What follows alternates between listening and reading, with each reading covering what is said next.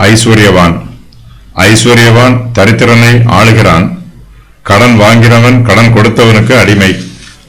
ஐஸ்வர்யவான் தன் இருதயத்தில் பெருமையோடு இருக்கிறான். அவருடைய சிந்தையில் ஆணவம் இருக்கிறது. ஐஸ்வர்யவான் தரித்திரனை அடக்கி ஒடுக்கி ஆளுகிறான். ஐஸ்வர்யவானுடைய சுபாவம் வேறு, கர்த்தருடைய சுபாவம் வேறு. கர்த்தர் சர்வ வல்லவராகவும் பெரியவராகவும் இருக்கிறார். ஆனாலும் அவர் யாரையும் புறம்பே தள்ளிவிடுவதில்லை. யாருக்கும் பட்சபாதம் காண்பிப்பதில்லை. எல்லோருக்கும் ஒன்று போலவே கிருபை கொடுக்கிறார்.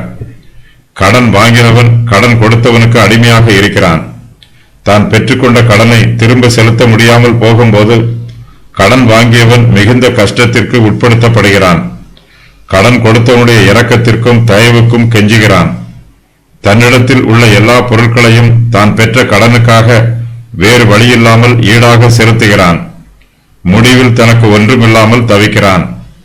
தரித்திரனாக இருந்தாலும் பிறனிடத்தில் கடன் வாங்காமல் இருப்பதுதான் நல்லது.